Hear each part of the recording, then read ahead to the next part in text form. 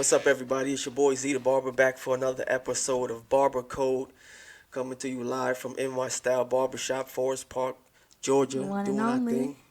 I'm with my girl Coco. Hey. What's up, Coco, man? How's everything? Back at it again, man. With the Another white week? bands. No. Right. Another day in the hole, another day, another dollar. Right. I hope everybody's day was prosperous. Hope you got a good new client, or some bread. Always good. I sort of feel like that was your last opening. Really? Yeah. Oh, yeah. I'm I always mean, wishing prosperity. nah, that's dope, though. Like, you know what I'm saying? It shows it's not, there's no phony. Like, you can, Right. like, have that ready for them, like, the real. Oh, Like, that's yeah. respectable. That's my catchphrase now, guys. Prosperity. But speaking of dollars, Yeah, you want to get prosperity. into these finances? Talking about prosperity. I mean, it ain't even really about finances, but just like, okay, so give me some advice. So I'm a new barber, I'm really just coming out, and I'm just now jumping into it to where I don't have a 9 to 5 job. I'm now barbering full time or just doing hair full time. What advice do you have for people who are now getting into that way of making money? Oh, that's a dope question, man. I have a real belief in the fact that barbering is a real job. Oh, for sure. It's like a It job, is definitely. like your 9 to 5. Right. It's no different. You The gotta put only in the difference hours. is you working for yourself. You are managing your own dollar. You're managing your own time. You're managing your own marketing, your promotion, Instagram, websiting. All Right. of those different attributes fall under your care now. There's no other third party who's going to step in and make these choices for you, do the hard work for you, get dirty for you. Like there's no one who's Right. going to do that for you. Exactly. And for me, it's like the fact that you are in charge of your own dollar. It's the motivation. For me, that's motivation to get up. It's motivation to come in and set up shop, Yeah, regardless of whether I got some packed out days or I'm chilling. yeah, You gotta be present, yeah, because that's how you learn to, that's how you learn to manage what you have. And also that's how you show your work. hmm, If you never come and you don't have any clients, you can't expect to all of a sudden get booked out and you're not present. right, Like it also takes me back to when the shop first opened, hmm, and you were telling me, like, as a new stylist, when I was just braiding hair, and you were like, you got to kind of be present, because if you're telling people that, you were like, if I'm telling people that this is a service and I don't know when you're coming in, and I don't know, what this person's doing, you can't really make any money. right, And now that's definitely, something that has like a light bulb going off, because at the time I was still working at Costco. At the time I was right. still having I that remember. like constant money coming in. Hmm. So I wasn't taking it seriously. And, lo and behold. Yeah. If you don't apply yourself, if you're not visible, it's like when you're looking at a TV, Right. and you know what I'm saying, there's commercials that's appearing in the middle of your program. And if you don't Mhm. see those promotions, the thought is not provoked into your mind. Like there's no light bulb going on for you. Right. Like you're not gonna think about McDonald's. You know what I'm saying? You might if you're driving down the street, but Yeah. just the presentation of McDonald's as a company, if that wasn't marketed and advertised to you and Right. It wouldn't constantly stick kept out. in your Right. visual, Exactly. It wouldn't stick you out. wouldn't it wouldn't stick out. Like Hmm. it wouldn't be a staple, it wouldn't be a household name. Right. And that's something that um, was one of my goals in becoming a barber, is that I wanted Mm. to be thought of. Like a If household name. if a client needs a haircut, I want to be the first person that they think about when it's time to get that service. I don't want there to be multiple options. Yeah, I You think, know, and that's similarly one of my goals, yeah, to be a household, or my end game, honestly, to be a household name, yeah, to be able to do that, come out with new things, never yeah, as like, it's this brand, so you know it's gonna be good. Yeah. You know, Yeah. like Yeah. they'll buy anything that And I create. Not so much like it's about a dollar, but just like to know that your expertise is valued. You know, definitely. because it's like I want to put anything out there that I didn't believe in or that I didn't think would actually help my clients or whatever it is. You know, whatever I'm doing, just like providing a service. Yeah. Yeah. Yeah, it's like I wouldn't put it out.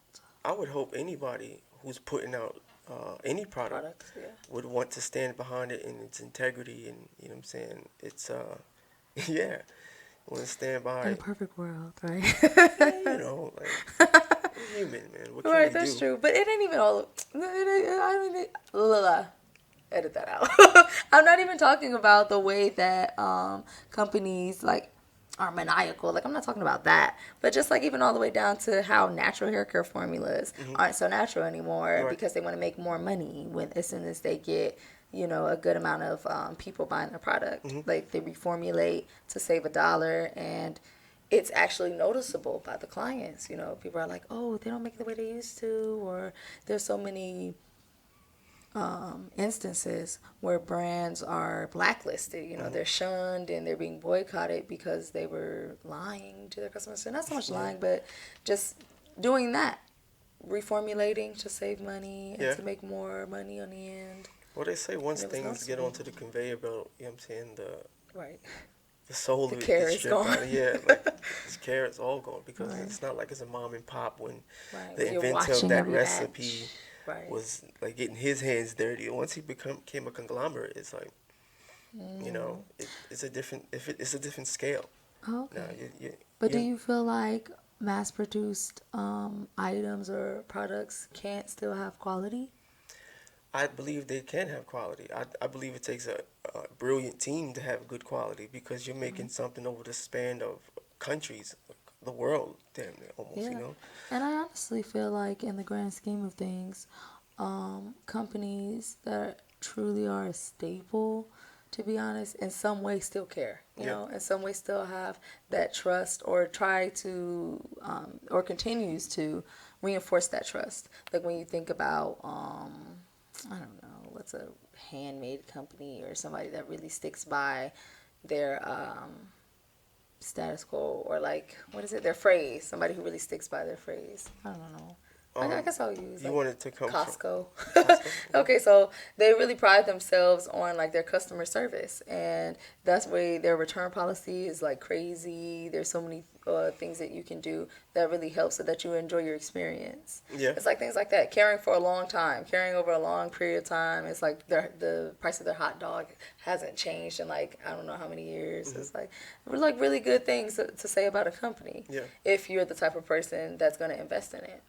So I feel like companies in that sense should just stick to their values. I feel like if you stick to your values and understanding that these people are the reason why you're making so much money, then and that's not just with barbering but with everything. If you understand that these people are the reasons why you're making so much money and why you're living the way you are, I think by understanding that and by valuing them, these type of things wouldn't happen. Yeah. You wouldn't think to cut corners. You Right. wouldn't think to do that Right. because it's like these people have made me enough money already. Yeah. Understanding that, not getting greedy. Yeah. And I think barbering is definitely one of those trades where it's hands on, so you sort of never lose that quality, that Right. care, that love, that soul. You know, you're getting all of the ingredients from the source, and I think that's why we're a treasure, in, like in just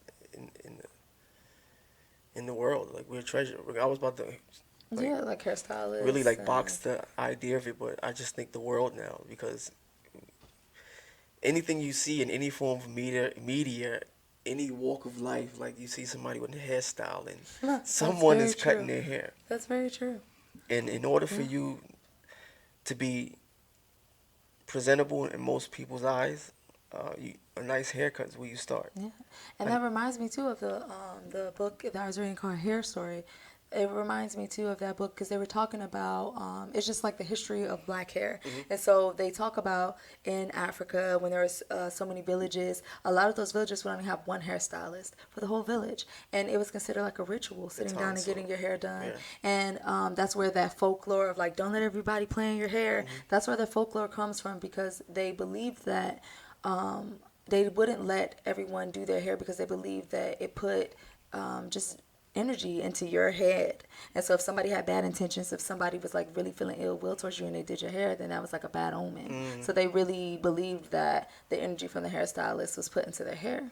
I And kind of that's why feel they like that didn't now. let, right, you know, you feel that. Like You know? I really can see that being not so much a fact but an experience, you know, Definitely. especially when it's negative, Imagine, you know, imagine especially when it's a negative. barber just pushing your hairline back because he doesn't like you. Right, like That's insane.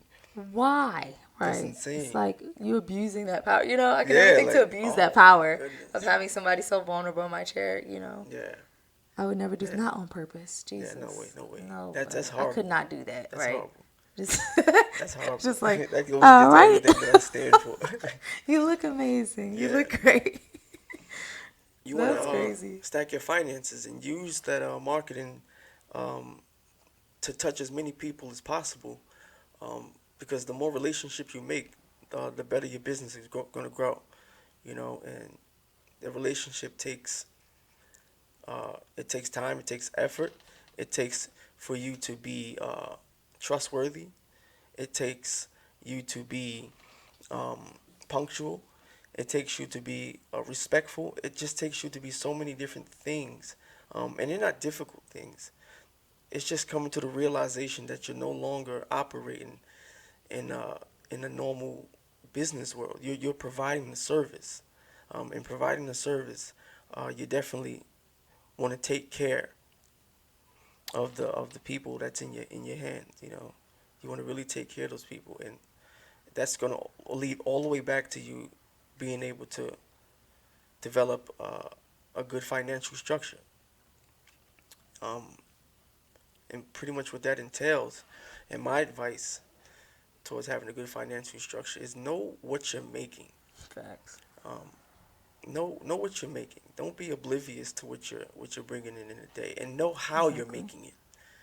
You know, you must understand like how your business is working on the inside and out. But I say inside first. It's just understand the meta of it. There's definitely a system that you need to work by. It's just the same as a regular 9 to 5 where they work as a system to structure your time, to structure your pay. You know what I'm saying? You have to do that with yourself. Right, you have to be responsible for that. And I will also say, like, don't count money before you have it. Mm, That's very important too, when in this profession. yeah. Don't count money before you have it. Definitely don't count money before you have it. Who would? Why would you? Right. That's just shooting yourself in the foot. That's what I would think about that. Exactly. Yeah. Um, It's like to plan around it and then it doesn't happen. It's like, but you know, I feel like when you're new to barbering or just doing hair in general or used to that type of way of making money, I think when you're younger, you do kind of do that. Like you'll be like, okay, I have this client tomorrow, and da da hmm da, and then the person like cancels. Yeah. But then you should learn very fast that that is not, you know, how you should treat your money. Right. Right. Don't like wait until it's actually like this person's in your chair. Right. Right. Definitely. It's just like any business. Like Right. I'm hoping McDonald's isn't like counting money beforehand. Like Well, they do have projections. they have Yeah. we all have projections, All right. but we're not gonna like bet our bottom dollar on it. Like, Oh no. so, Yeah. No. like I don't know if you coming. I don't know if the weather is gonna go crazy Right. that day. Exactly. Like you never know what really happens. But Right. having a good structure and understanding the innards of your business and understanding the innards of your service. Understand what people like. You know, Exactly. keep that service like as we said before. Keep the soul of it, and they're gonna greatly Yes. reward you. Exactly. And there are so many hairstylists that I think lose their passion in it. Mm, And it shows. It shows in the way you provide the service, and it definitely shows in your work. yeah, Like you can tell when people just be like, don't, like not really caring yeah, about the details, especially when it comes to hair cutting, Yeah. and even with like very meticulous things like hair coloring. Mm. You can really tell somebody's like, whatever, that's good enough. Definitely. I've seen situations where I just looked at a hair color like, man, like, did they even take time or care to that? Right. You're just Like, like, okay. yeah, bland color, blotchy color, like, Yeah, exactly. it's, A lot. I see that all the time, and I'm just like, I can't even. Everything's not. Every time isn't gonna be perfect, but yeah, it's like there are certain things that are unacceptable that you have to fix before this person leaves your chair. yeah, And I think for somebody to completely ignore that is crazy, yeah. or at Yeah, least man, follow not the admit. rules, man. There's definitely steps to all of Right. these processes that we're talking about. You can take that back to the financial aspect of it. You know what I'm saying? Mm. There's steps, and steps throughout the week. You know what I'm saying? That's gonna calculate, you know, how much you're making. Right. And also controlling your spending. Yeah, That's the control thing. your spending. That is something, I'm going to be honest, that is something that I struggle with sometimes, like controlling my spending. Yeah, And I think it's just because of my lack of responsibility. I think because it's like I'm dependent on myself, yeah, and I don't have that much going on because I don't have any kids and things like that. I don't have people that are depending on hmm me. So I think sometimes I'll be like, we're, balls to the wall, not in like a very like negative account way, but just like in a way where I'm like, I should not have spent that much. What is wrong with me? yeah. Type of situation where I check myself. I believe we all do that. Like Right. I'm guilty of that. Like I Yeah. can't lie. Like, Because it's like a daily thing, so it's like it's burning, not like hmm burning a hole in my pocket, but it's like I have the bread right then though. all right. This is what I would say to you, and I can tell you, like I said, I can't lie. I was that person also. Right. But like I said, once I realized that my job is an actual job, this is how I feed my kids. Right. You know, I have to understand how much I make. I have to understand how much I can make. You know, that's when I turned up my speed. But that's another thing. Um, when I knew how much I could make, I started building a schedule, a work schedule, something that I can really stand by, something that when a client thought of me, they knew on such and such days, Zeta Barber was working. So just like any other business, uh, giant conglomerates that we already talked about, Mm-hmm. there's a structure, timing to when things are available to you, and they can't change that, and you can't change that on people. Right. It's like it's hand in hand, but we're talking about from the barber side of the perspective. You can't change that. You have to stand by that. Yeah. You know, um, and that work schedule, uh, I begin to see throughout the course of the hours of the day, and I would say to myself, I'm going to come in at this time, and I'm going to leave at this time. And I was diligent with it, very strict, and I began to see how much money I was making within the course of an average work day, hourly. Mm-hmm. And I said, wow, but I know I can work more, and I know I can get faster.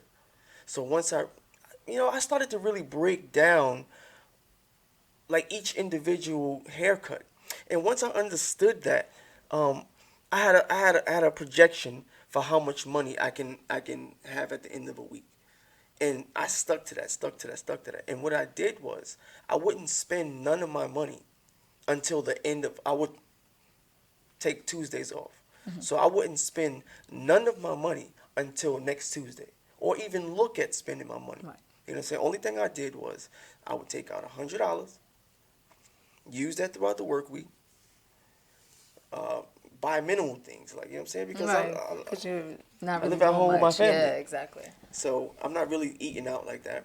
You know what I'm saying? I might snack here and there, blah, blah, blah. I might spend a little bit over, but I know $100 was my cap. You know what I'm Right. saying? If I went beyond that, you're throwing a monkey wrench in your own system. And I'm not gonna lie, like I said, that happened to me. Like, I spent more money than I was supposed to. But getting back on track to my structuring, um, I began to, like, you know what I'm saying, get really comfortable with that system. And once I got comfortable doing that, I was like, wow, I'm watching my money grow. You Right. know, I'm by watching my letting it money sit. grow. Yeah. So it's you have to really take into the consideration what's important to you. Like really, like what do you need? You know what Right. I'm saying? Like what do you need? Needs Everything else versus is wants. treating yourself. You know what I'm saying? And think about and if you treat yourself, there's nothing wrong with that. You know what I'm saying? Treat yourself. You like you say you work, you want to enjoy the fruits of your labor. That's completely understandable. We're talking about like ignorant spending, like Right. that's a different level.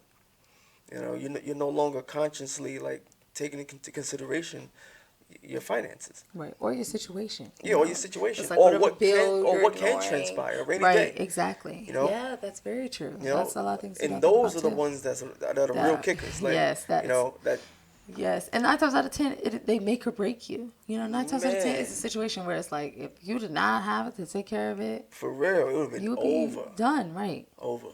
That's usually it. But yeah, once you stop spending ignorantly and manage your money properly, Right. like treat it like it's a 9 to 5. Like if you're used to Mm-hmm. working a 9 to 5, treat your money Yeah. like it's a nine to And five. sitting still, I Yeah, think sitting still and that consistency, like you said, you came in at this time and you left at that I time. think when you mix Consistent. That with actually stacking your bread, with like actually sitting still and not overspending, you can really see the potential of how much you're actually making. yeah, And that's when you're starting off small. That's before you get to the point where you're making a crazy amount of money a right. day. Because when you get to that point and you have not learned to manage your money, Yeah, you're, it's gonna you're be constantly disastrous. going to be in a hole. Yeah, it's gonna be Constantly going to have disastrous. things that you got to pay for. Hmm. Somebody you owe, Yeah, X, Y, Z. yeah, yeah. Right. Um, and that's because most barbers aren't thinking long term, and the reason I mostly felt like I wasn't getting a long term experience because the money comes to you day to day. You know what I'm saying? And it's Right. money that's majority of the time coming to your hand directly to wallet. Exactly. You know, So it's and like if you needed $20 right then and there, right, it's you got it. right, Right. and that's a young mind. Like that's an ungroomed mind for the business, and pretty much that structure your business like a regular 9 to 5, or just the ideology of it. You're gonna see some real payback from your business. Like you're gonna understand the type of business you're in, to understand where you can take your business. Start thinking long term. Um, make vacation time, things like that. Like things like that matter. Yeah, I Um, agree. And being able to do that, it's like being able to get to a point where you can set money aside and right, be okay when you come back from a vacation or from, doing whatever. right, I think that's very important when right, you own your own business. right. Getting to that point when you own your own And business is and important. realistically, when you look at inside of a barbershop or salon, each individual station that's available is its own business in its Right. entirety. You know, I just feel like the barbershop that you're working for is like the corporation that your business is representing, and um, you have to think of that station or that workspace, as such, and that's where you have the make or break. Right. That's where there's a differ. That's where I'm saying the fork in the road Yeah. as to And when there's success. Excuse me, as to when there's success and failure.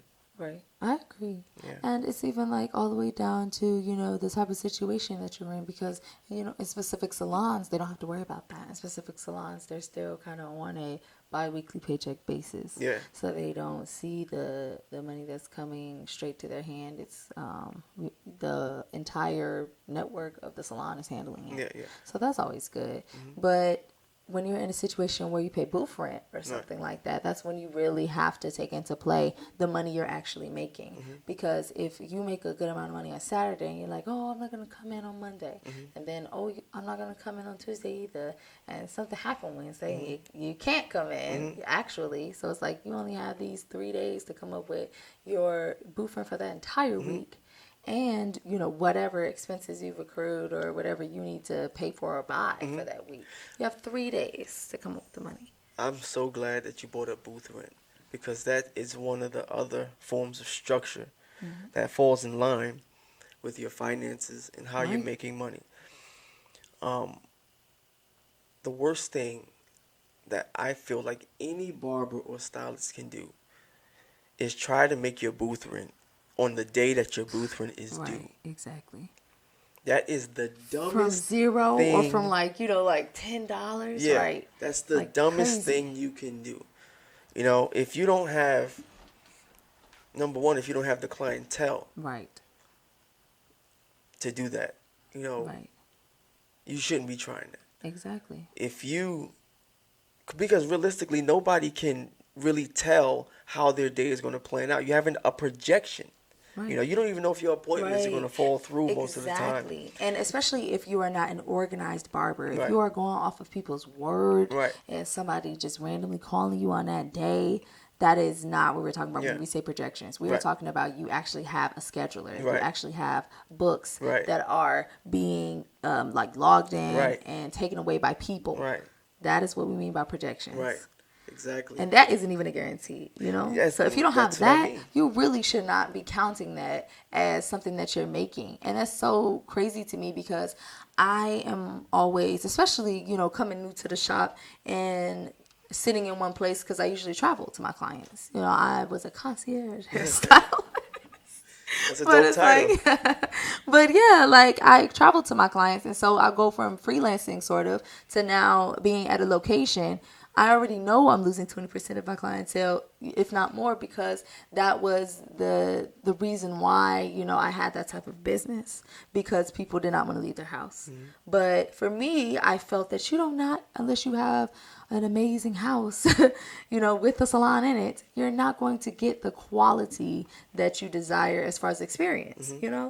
It's like I don't want to put my head in the sink. Right, right, right. I need a I want to shampoo ball. relax, Yeah. right? I want to relax, and then also the chairs may not be good for me. It Mm-hmm. may not be comfortable for the client. Mm-hmm. There's just so many things that I recognized in my services. Whereas like you still got a great service, Yeah. and I try to make it as comfortable as I can, but it's as comfortable as your house is. Yeah. I'm not gonna do it while you're in the bed. Right, right, It's right. not happening. So it's like, you're not gonna be the ultimate That picture just really went into my mind. right? Like You somebody braided somebody's just hair hanging on their their head off. sleepish. And they're actually asleep, Right. right? They just wake up refreshed. That's crazy. You just need to get you a little chamber or whatever if Yeah. that's how you're trying to live. But But nah. yeah, like I think being in a salon was better for me as far as the experience Mm-hmm. and also for the better of my body. Mm-hmm.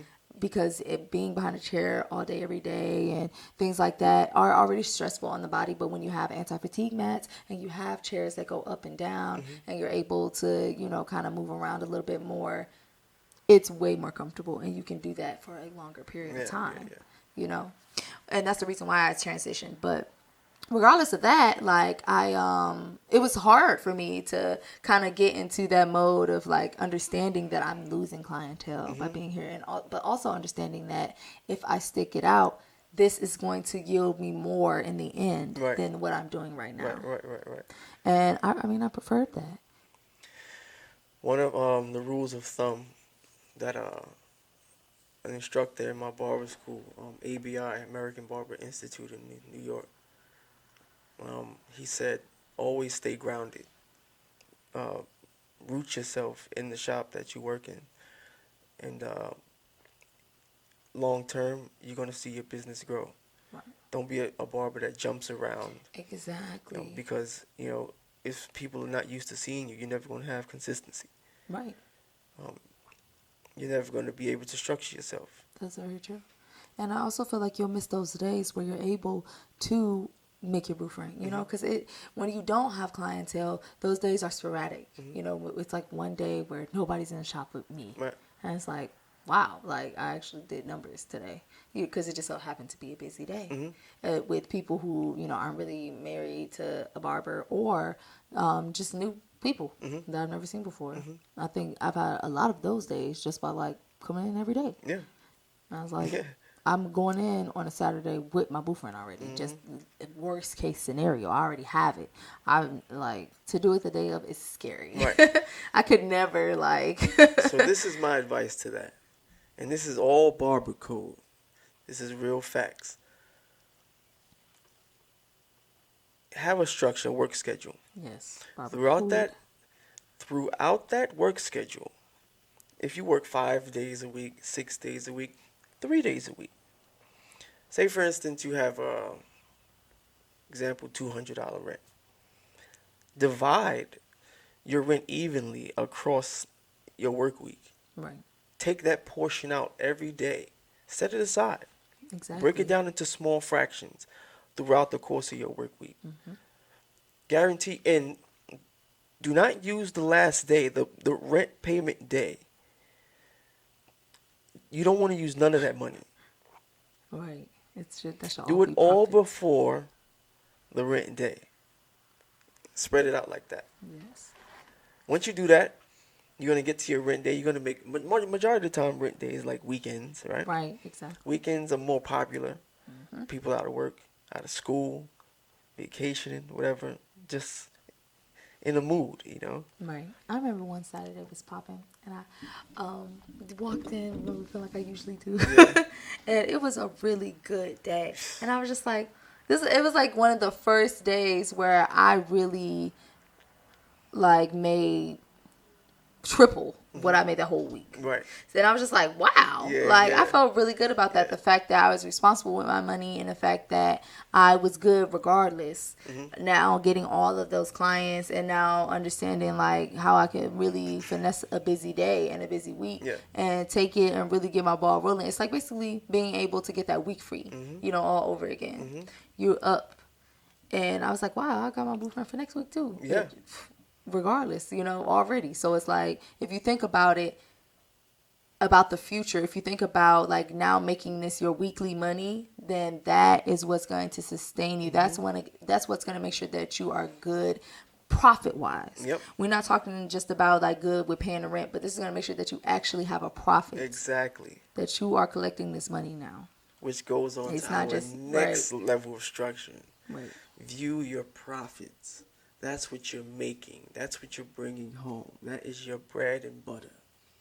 You know, once you understand your profits after paying your rent, you're going to be able to think about your now work week profit, your monthly work profit, and then now yearly profits.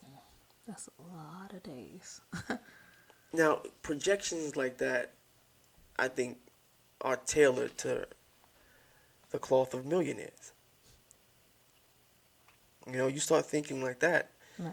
you can reach financial success, financial freedom. And you also have to be an expert when it comes to these areas. I think when you are the service provider, you have to be an expert in how this person wants their haircut or done or anything like that. On the back end, when you're now doing your finances, you have to be an expert at really looking at how much you're making and making sure that you have your blueprint or whatever it is, whatever type of setup or the salon that you're at has. You have to be an expert at that, especially if you are in a situation where the salon is assuming no responsibility. Yeah, You have to look out for yourself. yeah, Because when you get to a point where you start making a lot of money and you don't know how to control it or really how to structure yourself, you're not going to make it. yeah. And you never want to rely solely on the business to promote you. Like it's a Right. hand in hand walk. Um, even That when was I right on was my mind too. yeah, even when I was doing my thing, renting a chair, um, I marketed myself. You know what I'm saying? Made my own business cards. You know what I'm saying? Like did my own like, online posts and deals and like provided my own different types of services like aside from what's on the menu at the barbershop. You know what I'm saying? I added my own extra amenities and and in doing so that, I'm saying, up the bill. You know what I'm saying? It made me financially apt, you know? Yeah. And by also understanding what's going on in the field that you work in really early, Mhm. you definitely gain a leg up. Mhm. Because if there's somebody that's been doing hair for X amount of years and they still don't understand the Yeah. structure, that looks crazy, Barber because Code. this person is spending the money as fast as they're getting it. This person is not understanding that they have so much going on and they can actually make enough money to get them out of the situation, but they're still just like circling and circling because they're not understanding how to sit still. They're not understanding how to really capitalize off of the money that they're making. Yeah, because again, you have no long-term vision. You Right. live in day to day Right. because it's money that's hand to hand, straight to your wallet. Right.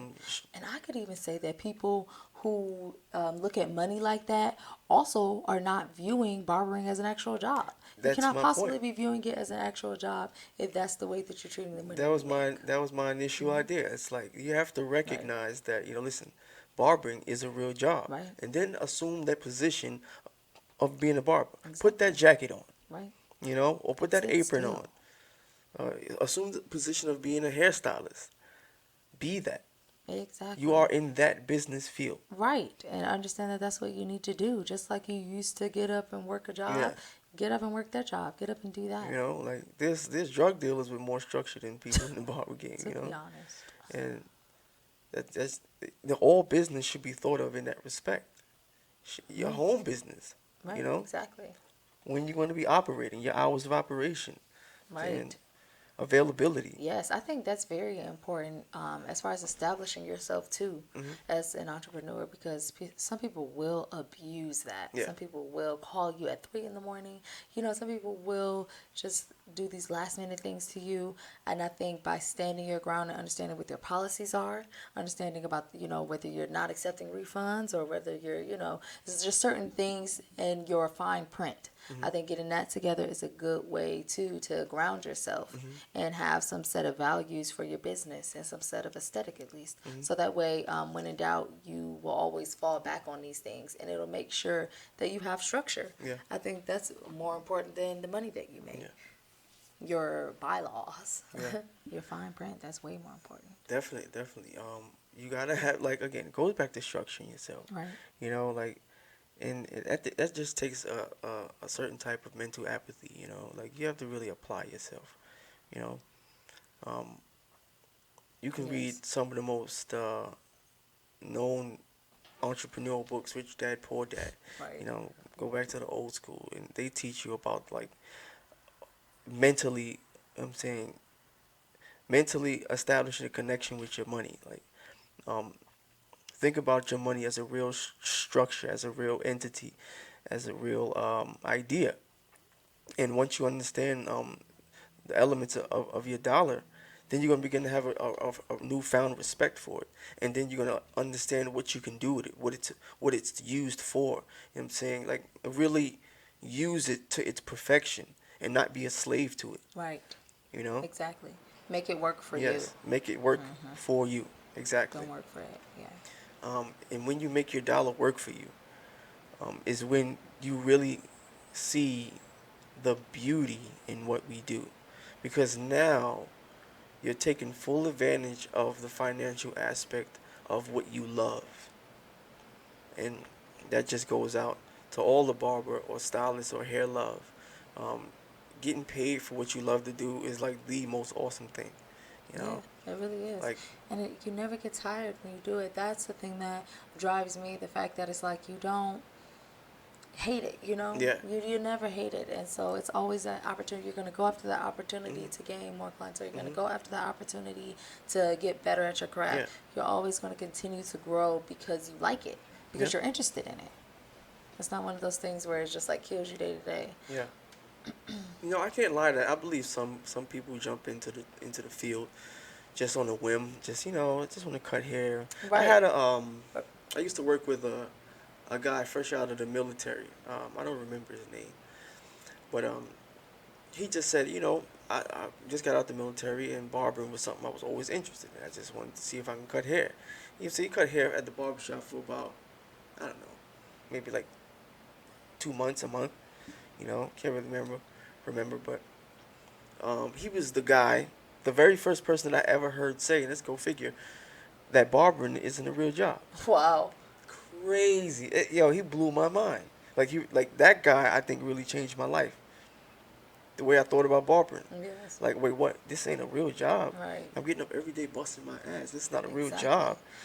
And then that's what I mean. Like, he doesn't view it as a real job because he's not putting the real work into it. Yeah. And I think that's what it is when you have somebody that isn't serious about it, or they're doing it because they think it's going to be easier. Hmm. They're never going to put the energy that's required because they think it's supposed to be easier. Yeah. What about what about the way society views barbers, like as a profession? You know what I'm saying? Financially, I you know, think you're not the coming out saying, I'm a doctor or I'm a lawyer, but just right, the exactly, because there just the isn't pride of being a a lot of barber. expertise, I guess. Yeah. But to be honest, I feel like it's kind of up there with a doctor. People say that all the time, especially people who spend a lot of money on their Hmm. hairstylist. They say that when they move, they have to find a hairstylist and they have to find a doctor. Right. Those are the two things that they have to find when they move to a new Right. place. Right. Right. So, I mean, I That's feel like interesting. we are pretty high up there as far as jobs are Hmm. concerned when it comes to the importance of from the client.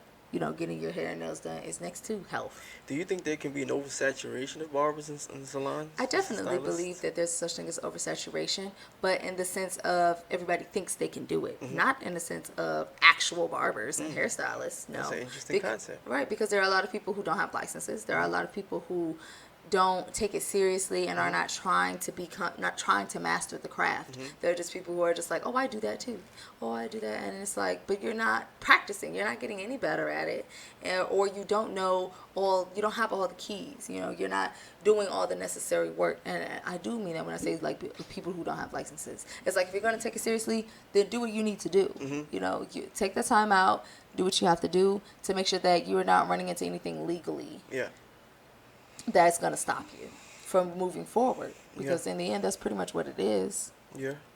That's, Get and I that think the paperwork. oversaturation is it's a lot of people saying I do it, Yeah. and not enough people actually doing it day to day, Yeah, like that's it rule number actually being one. their main source of I'm making income. a staple right now. That's rule number one of Barber Code. You know what I'm saying? Get your paperwork, man. Be a barber, man. Be a Right, barber for real. exactly, If you a in barber, every be a sense. barber, man. If you a stylist, Right, get your cosmetology license, man. Get exactly, that. because a lot of people like to look at it as if you don't need it, and that is very untrue. I thought that it was one of those things in my life that I didn't need, and then I realized that there was a lot that I did not know. Hmm. There is so much that you don't know, and not so much in the sense of styling hair, but in the sense of the health behind hair. Yeah, yeah, yeah. Actual hair, learning about different hair textures and how they react to certain Hmm. things.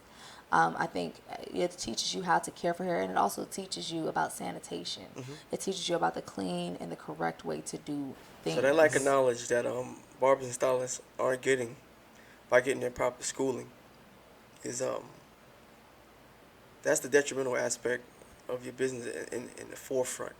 Right? Um, It stops the growth yeah, it of it. definitely It stunts your limits it growth tremendously. Yeah. because now you're no longer thinking of it as a trade. It's just a hobby. Right. It's just a Something on the side. yeah, something that you're picking Hmm. up and doing like Yeah, it can never be your main source of income. right, Well, not in Georgia, right. you know, Well, yeah, definitely not in Georgia. unless it's something that you don't need a license for. Yeah, if you don't get that structure, and that's the beginning of your structure, schooling, understanding the bacterial infections and other ailments passed along Right. with the trade, like and how to That prevent that. can be passed along. Right. You Um, know what that reminds me of? I'm sorry to cut you off. no, no, go ahead. That reminds me of this article that I was reading earlier today about the spread of some herpes viruses that's on your hand due to like SNS powders. Mm, And they were saying a lot of people who get their manicures done are performing the SNS dip powder procedure on people with like open cuts and things like this, and that can spread diseases. mm, And in my head, I'm thinking, duh. You know, I know this already as a licensed cosmetologist and as a licensed nail tech and esthetician. You know this same knowledge, mm-hmm, so I feel like this is something that can happen to any part of a pedicure or manicure, whether you use regular polish or SNS or whatever. If somebody is not properly cleaning their tools and they are performing, you know, procedures where they're touching the skin and breaking the skin or whatever it is, and or messing with bodily fluids somehow, it will spread diseases. mm-hmm. Just like if somebody has a skin condition and we don't sanitize our tools when we use it on them, Right, right. it's gonna spread diseases. Right.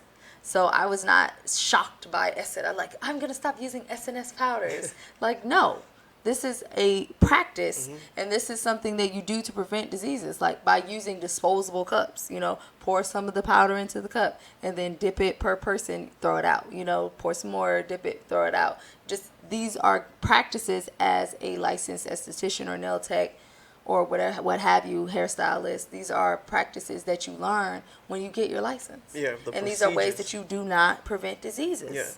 That's it. So it was just very interesting to me how it was like some crazy outbreak random, like, oh, you can get herpes from SNS powder. You know when was this pretty where this much happened? when it Where happened. where? I forgot. Completely Yeah. forgot. It was in the United States somewhere. Yeah. But nobody actually got anything.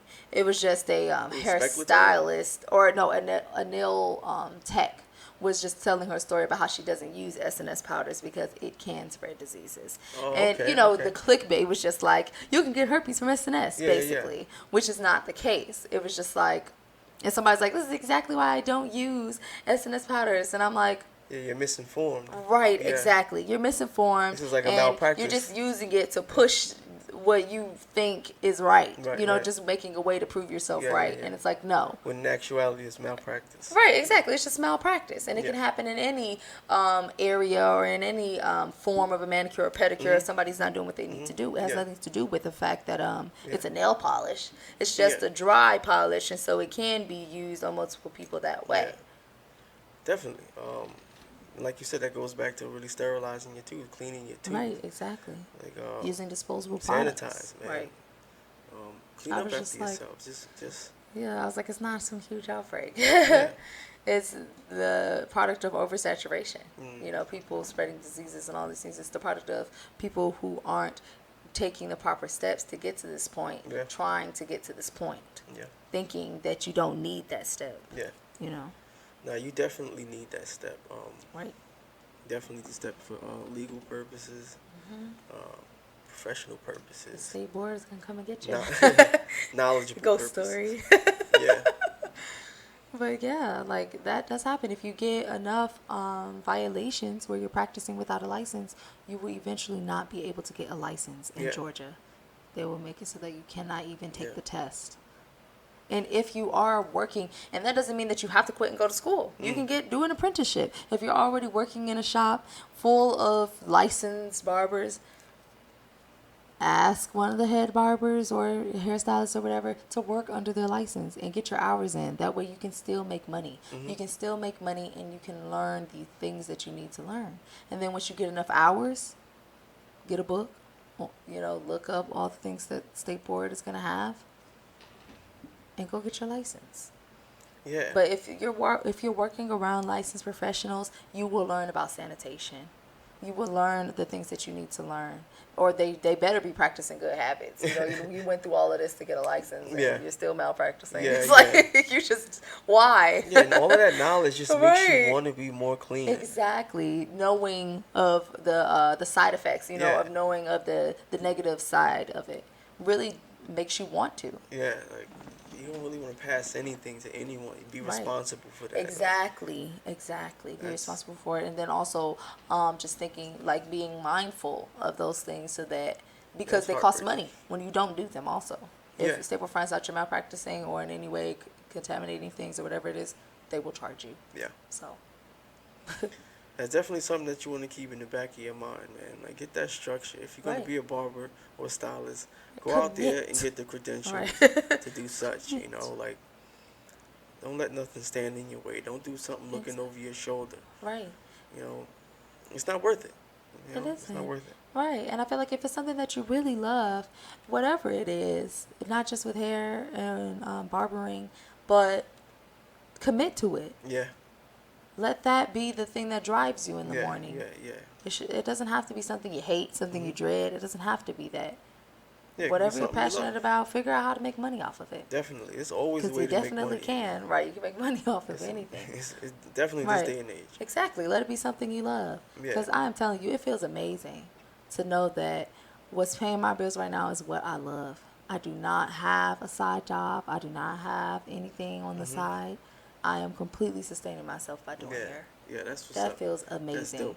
And I'm at, I think, a year now. I'm going into my second year of doing this. Mm. So Professionally. Right, exactly. Right. That's all I'm doing. I don't have this job on the side. I Mm. quit my job November of 2018. That's what's up. Like that's Yeah. something also that I can say. Like I never needed a side job. Like Right. once I like understood what I was doing with my money, it started to work for me, and I was seeing real Exactly. profit. And and I didn't need anything else. Like Right. I don't feel like I need anything else. I feel like also this is the type of business if you wanted to expand yourself, you have all the room to do so. You know, there's so Right. many different Exactly. other elements In every way that you can grab possible. hold of every Exactly. single way. You really can. It's so many different ways where you can expand. So many different ways where you can get to that next level of entrepreneurship. Hmm. Like And all like you the have to do is put sky that is energy. literally not the Right. limit. Right. It's the You know, door. Right. it's The not the sky is the limit door. for real, You can go past that. You know, real. it's insane to think about it. And then it's because you have the time too. You have the time to sit aside for yourself. Hmm. Because the day is not draining you. Hmm. You know, just like how we do this, it is 12:30 in the morning Hmm. right now. And we are podcasting. Yeah. But it's like the day doesn't drain you. You know, Hmm. the day does not take away from you. And even if it does, you can wake up a little bit later the next day. Yeah. And nobody is down your back. Nobody's saying you're late. If you don't have a client at that time, it's all right. You Hmm. know, like to be able to do that, I think it really changed my brain, and to the point where I dread a regular job. Oh my To the point where goodness. sitting in one place for hours Would tear me tears. apart. It does. It really does. I don't think I could. I Or, really don't think I could. And there's so many days I think where I've had where I'm like, I don't know. I don't know about this hairstyle. There's so many days I feel like that, but nah. No, it makes me go harder. It yeah, makes me that's that market. plateau It effect, makes me man. put my name out there even harder. Yeah. But it does not make me want to go get a regular job. Nah. Not once I have I would was like I like, would come up with a brand new plan had the before application I would out, come went up to the with a website. brand new plan Nah. Right, exactly. before I go back to the new job. I'm like, wait, hold Facts. on, let me go back Facts. to the I'm hair like, what else? drawing What else board. we got? Yeah. What else can I do? I What can else do can I this. do? I can do a podcast. Right. What else can I You know what I'm do? saying? Like, I'm definitely never going back to a regular job. Like, That's dead. you know, and I own my own business now, so Exactly. that's not even a thought in my mind. But if you know what I'm saying, it ever came down to that, hypothetically, I would try to like flip a new plan out of what I love doing and what I Right. you know Try to figure it out. Try to think of because some other way. it's endless. It's Mm-hmm. endless what you can do, and if you just put your mind to it, you know what I'm saying, you can achieve it. Right. I learned that in this business. If I Yes. put my mind to it, I Right. can achieve it. And not just your mind, but that energy too. Yeah. Like, it's all in your actions. It's in Hmm. your day-to-day actions. Yeah, Because application. people Yes. will have the greatest idea and will say that they're going to do this amazing Hmm. thing time and time again. And some people never do it. Right. Some people will look up a year from now and you haven't started. Yeah. And a year is such a short amount of time. Yeah. Well, That's something that I learned. that's application. Yeah. Like develop the thought in your consciousness. Definitely. It's You know. something that I learned when I went to school even. Yeah. When I went down part-time and I was really like, oh, I don't know, it's really struggling and blah, blah, blah. I don't know if it's going to work. A year later, I was done, Hmm. And I think taking it seriously, taking that time seriously, I understood that I only had one shot.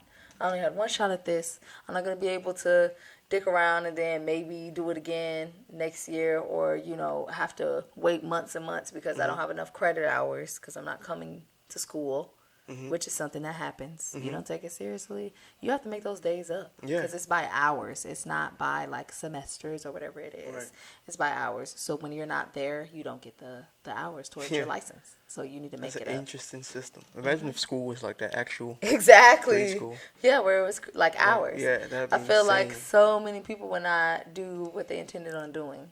You know what? Let's keep that on the hush. Right. Like, Are we? Yeah.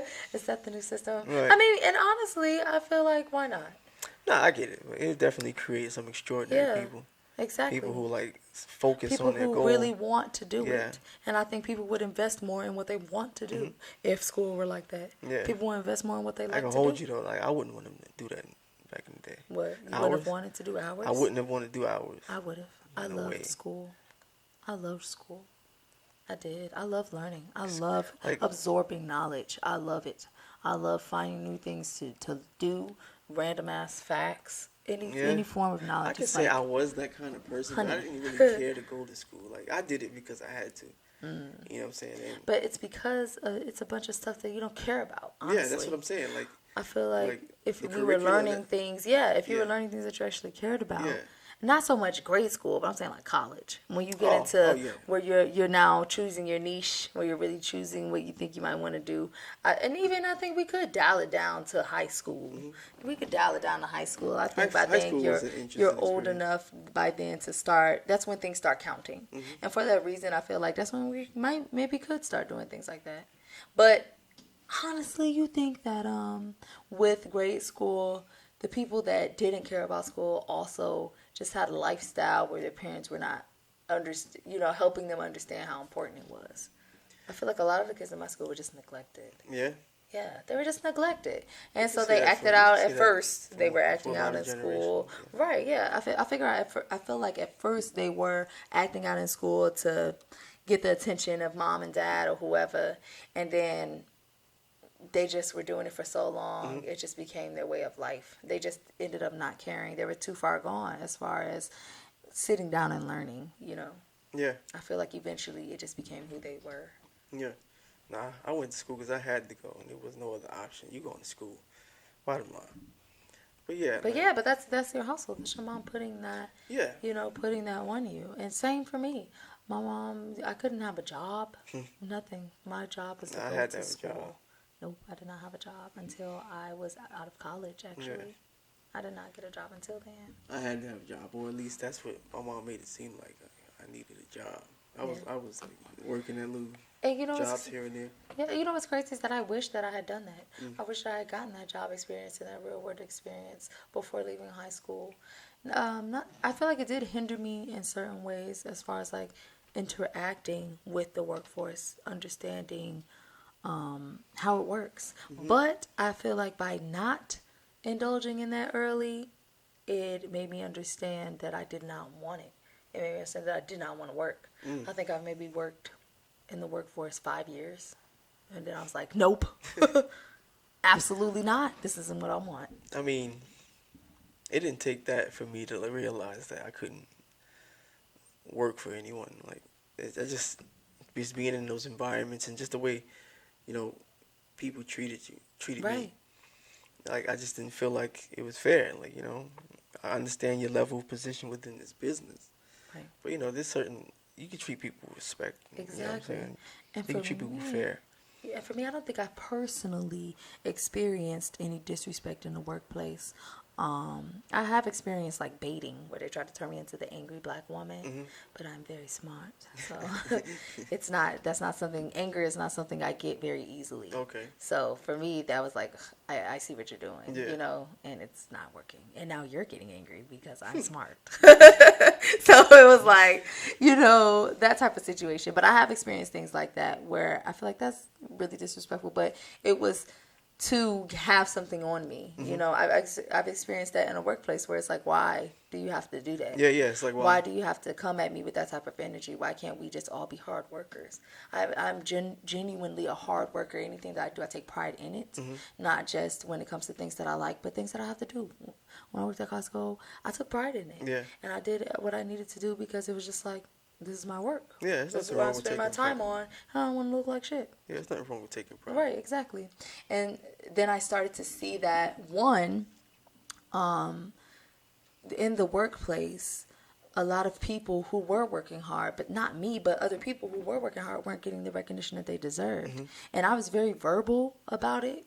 In my opinion, I feel like I was very verbal about receiving recognition for doing good work, and so they gave me recognition. But I feel like, yeah, it shouldn't have to come to that. There shouldn't have to be so much politicking involved. Hmm. Work should speak for itself. If Yeah. somebody's really good at what they do, then they should get the proper recognition for it. And that was never the case. Right. It's never the case when you work in that type of environment. And that's what I didn't like. I didn't Yeah. like the injustice. No, I can feel And I that. was like, I'm going to own my own business, and we're all going to treat people fairly.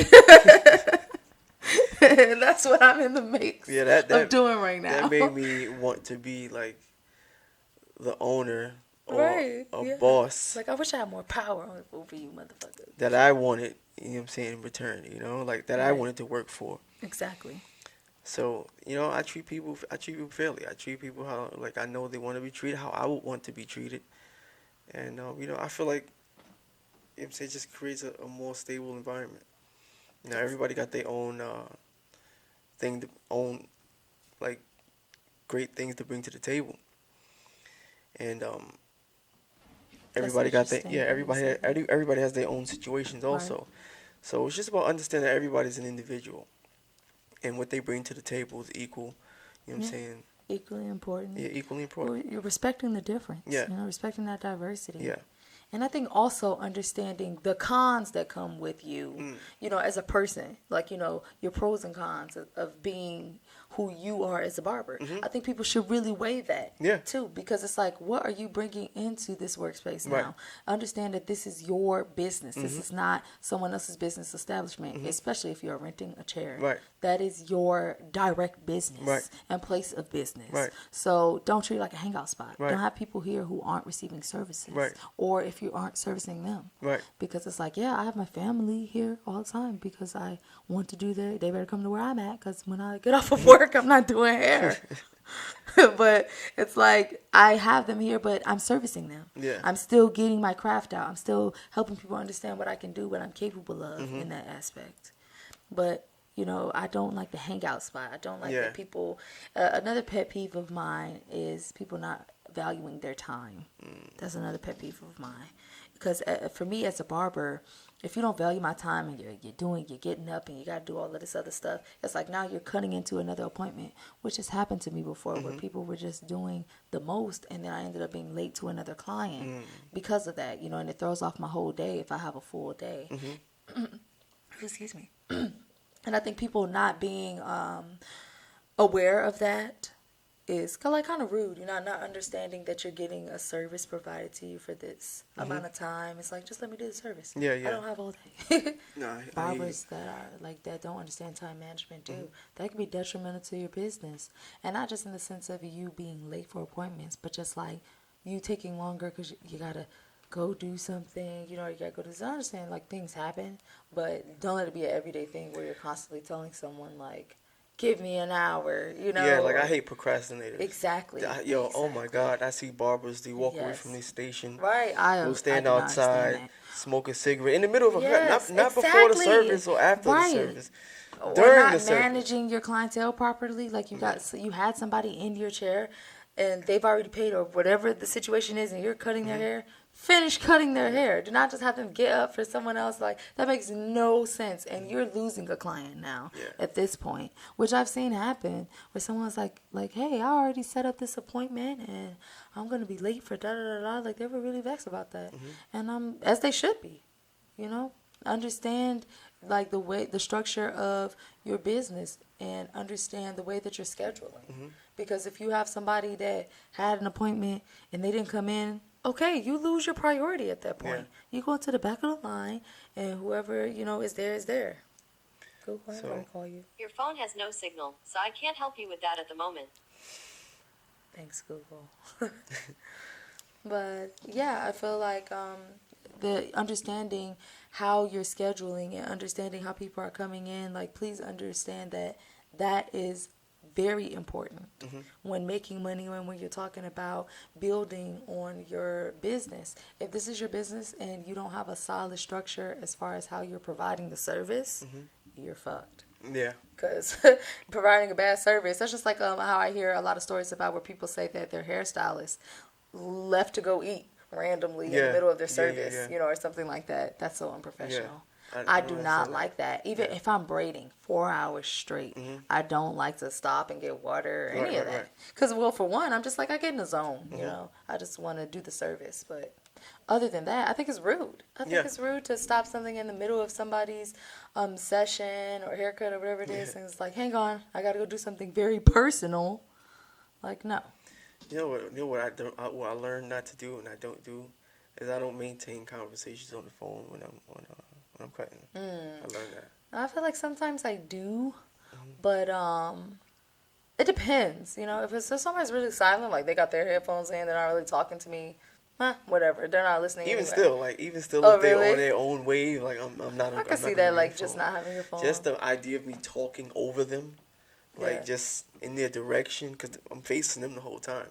Oh. So just that energy that they're like I'm on their time. You know Right. what I'm saying? When I'm providing the service, they're paying I me for like something, that. so therefore I'm on their time.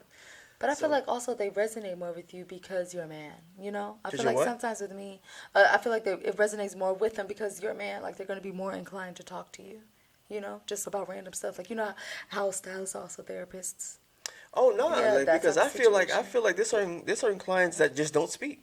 It's Right. no Like, inclination across because the we're the same board. gender. No, like, across the board, yet generally speaking, there are some clients that don't speak. Yeah. But I'm saying also, I think in the chair, I get less of people verbalizing with me. I get less of people really wanting to have a conversation with me just because they can't. Maybe they don't want to say something they think will offend me, or I don't know if they're thinking too Nah, hard like about I it. wouldn't even think too hard about that. I That's what I'm just feel saying. like it's like that in general Yeah. because I can engage somebody, have about a 4 sentence conversation, and it ends right there, and I'm on to just cutting the hair, Right. and it was pleasant, and that was that. That's true. How you And I doing? would say that that is possible, except I feel like most of the time when dudes do talk to me, they're hitting on me. So that's what makes me think, like, when they're not really talking, that Yeah. it's like they don't want to offend me or want to Yeah. say anything. Yeah, And it's well, like, okay, now you think in about it like that. reality, yeah, in reality, I'm an open book. Like, I don't care. Shoot your shot, sir. Yeah, yeah, I'm still yeah. going to be like, Batumble, get that out of here. Yeah, yeah, yeah. But still, I think it's like, I don't care, I'm not a very sensitive person when it comes to things like Yeah. that. I understand I'm in a barber shop, and I definitely play the field. I definitely make my tips. Yeah. Nah, I Because can I'm able to imagine. I just didn't think provide about a it like different that, though. experience. I But didn't think about it. yeah, but I feel like that's usually it. Like, Yeah. 90% funny. of the time, which is unfortunate. That's Well, funny. I guess you could say it's unfortunate, but sometimes I do have real conversations though, Mm-hmm. and those conversations are usually very, very good. Wow. Like, very intellectual. The Yeah. conversations that I do have though, very Oh, intellectual. what I was just thinking about? Just thinking about, I have a few female clients. So I wonder if that's the case with them. I think there's no like exchange in conversation because of Right. I'm I surprised feel for like flirting. I've seen some vibes where some of the moms like you. Oh, word. Yeah, I feel like I've sensed those vibes. Oh wow. Mhm. I don't know. I'm just doing my job and smile. You know what I'm saying? Exactly. That's how I feel. I do my job Smile and and smile. wave. But I feel like clients come back to you. They spend a large portion of their life with you. You know Right. what I'm saying? They're It's reoccurring very clients. true. So you begin to know your clients, and you know what I'm saying, you have Exactly. conversation, and like you said before, like you watch their kids grow, you cut their hair throughout Right. the course of their life, and you're just a part of their world. You're a part of their web of Exactly. life. And you know what I'm saying, I think it's only natural that you begin to have this like normal, open discussion with your clients. Because Right.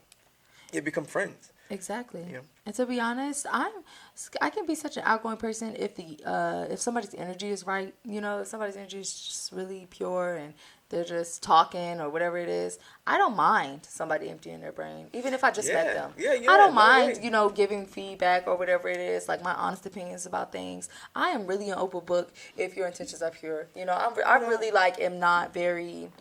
I'm probably with certain things, but it's like I'm usually pretty open about just anything conversation piece wise. Yeah, I feel like that's one of the Nothing most is human too much for events me. that happen, what I'm saying, throughout the course of life. Right. Like it's like taxi cab confessions. Yeah, exactly. When you're just spilling your life to your cab Right, driver, like this guy right. doesn't even know you, probably never gonna see you again. Exactly.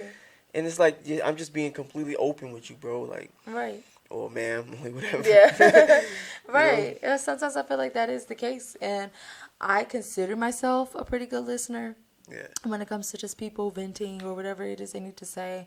And I try not to pass judgment because at the end of the day, this is somebody emptying their brain and their situation and whatever it is. 9 times out of 10, they probably don't want your advice per se. They just really need to get that off their chest. Yeah. So it's like by offering that, just somebody to bounce the idea off of, I think means a lot to people. Like a neutral mind. Right, exactly. Yeah. Being a neutral mind. And that's why I try not to like judge or, be nothing too taboo for me, to be honest. Yeah, I have guys I come to deal me with facts, though. yeah, I have guys that come to me with asking me about business and what I'm saying, just asking me about just fatherhood and Right. relationship. And we becoming the psychiatrist, like you really realize like how much of an impact you have on your clients. Like Right. it's Exactly. just profound. Like it's just wow. It Yeah. just makes you stand back. Like, man, I'm that dude. No, they That's really, they crazy. really, they really confide in me, and that's special, man. I don't know. It is. I think it is special when your clients confide in you and that you know very personal things about Yeah. them. And of course, you definitely do not want to be that stylist that shares all their clients' information. Mhm. You know, like what this one client was cheating and blah blah blah. Like, I don't like to do that Mhm. because at the end of the day, this is somebody's real life. This is Right, somebody's right, right. personal experiences, and them telling you that is just to because it's eating them inside. Mhm. You know, it's Mhm. eating away at them. Mhm. It's the reason why they're really letting this out to a stranger, Yeah. for lack of a better You word. ever find yourself pouring out your personal life to clients? No, No. I don't think I've had a situation where I have said something where I was like, I would never have said that otherwise. Mhm. Because I'm usually a pretty open book about, most things when it comes to me. So if somebody asks me, then I'll be like, hey, yeah, Yeah. or no, Like or whatever. But you I don't think never- I've ever said something that I would not usually say. Like I yo, think that's- like damn, I just got a ticket today, or some shit like that. Right. But see, like that's not, that to me isn't personal. no, I I mean, feel like if it comes up where somebody talks about how terrible the police are here, or, Yeah. just something like that, nah, then I'll I've bring had it up. instances where like like something personal happened. Like, damn man, I just got into a Right. situation with this, Oh, or damn man, I just got a ticket or some shit. Like, Oh, yeah. I think, you well, just like it's just yeah, somebody if to it's just bounce something emotions off of, maybe, like, yeah, maybe I have, but not really in the sense of to just to get it out in the open, just to explain that I'm upset about it. Yeah. Just That's to what I vent. mean. Just a Yeah. vent. Like, do you ever like, yeah, well, you just confirmed it. Yeah. Yeah. Well, I'm trying to think. Maybe I have done it, but then I don't feel like it's venting, because No, it I'm doesn't not. necessarily have to be venting. Oh, Like, okay, it's just, okay. Something personal that, they Yeah. don't know you. Oh, just right, just in the right. respect that you don't know them. Oh, and yeah. they're telling you their business. It's Oh, like, definitely. Yeah. like I had people come off the street. I don't know you. I've never met you. I'm in you in my chair. You Right. telling me about my wife. Just like I'm like wow, Right. man. See, that's what I'm saying. There's levels to personal. Yeah, yeah. I feel like me talking about, man, I just got pulled over today. Yeah. It's like something, that's still sitting on my brain. I need to get it, like, just Yeah, express my that's frustrations. making me think right now. But- These guys have been really like, Right, my but wife like did this and something, tossed me out, and I'm like, I feel like that's very personal. Yeah, That's yeah. something that I would not share with my hairstylist, unless it's like I have already been coming to her for a while. yeah, but She's already that's been my hairstylist okay. for Yeah, a we're long talking time. about off the street. No, Yeah, off the street stranger. Just the- No, off the street stranger. No, I wouldn't mention anything like okay. that. It just wouldn't occur to me to tell them. yeah, I feel like, there's levels to personal. If it's like something like that, like I just caught my husband cheating on me. oh man, Nope. I feel like those are the things that people do tell you, though. yes, And those are the things that we as hairstylists hear. But would I ever say that to a client? No. I've never had a situation like that. But nah, like I think I had situations where like personal stuff happened to me, like in the midst of my in the midst of me working, in the midst of Right. my business. Like man, like I remember my son he like cut his eyebrow, Oh my gosh. fell on the stair, Oh no. and then I had to just drop everything and just bolt. You know what I'm saying? Who fell? Yeah, he fell. Who? Oh, Xavier. My Oh son Xavier. man. Scary. He was 2 years old, That's really scary. and it was I winter miss the time too. babies. And that scared the hell out of me. Not bad. I had to sit inside the operating room while they gave him his like first stitches. Yeah. That was pretty crazy. But anyways, Yeah, like things it's like that. events See, like that's that. what I'm saying. Like, if it happens in real time, like you just got off the phone, then it's like you just have to be like get it out of like, is this real? But if it's like something that happened an hour earlier, no, it'd have to happen Some right people, there. in front some of barbers bring their personal life into work with them.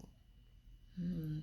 It's not something that I could say I agree or disagree with, but it's not something I prefer to do. Yeah, understood. Because people share personal things all the Yeah, time. understood. So for me to say that it's not the place for that, Yeah. kind of is though. Yeah, sometimes I feel like it's not the place for certain things. Oh, In reality, Yeah. yes, but people still bring it in. Yeah. So it's like, can It's I like- say that it's not the place for personal issues? People still talk about their personal issues with their hairstylists and barbers. So Yeah, I just had a conundrum just now. I'm not gonna lie. Like, it's like, what do we say? Nope, don't want to talk about that. You know sir. what? I think this is Barber Code. I'm gonna just say it. The shop is where you just lay it down, man. Like if you feeling it, do it. If not, just go about your business. It's all good. We still love you. We'll see you next week. Exactly. You don't have to share your personal life with us. Yeah.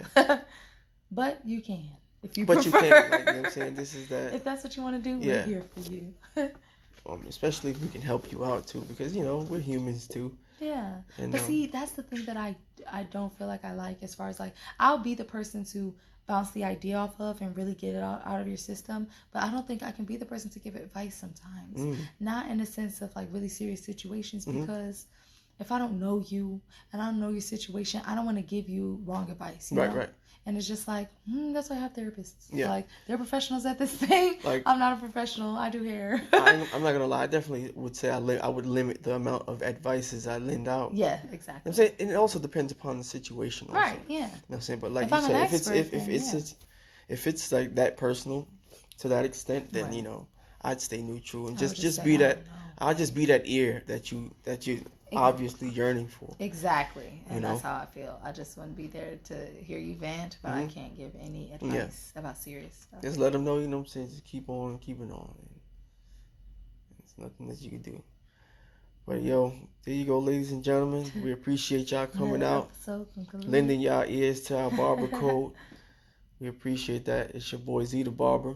Your girl Coco. We will see you next time. What's up, everybody? It's your boy Z the Barber here from Barber Code. And if you're feeling our content, please hit that subscribe button below. And make sure you hit that bell too, so you know when we drop in our next vid. And if you have any suggestions or comments, make sure you drop that in the chat below.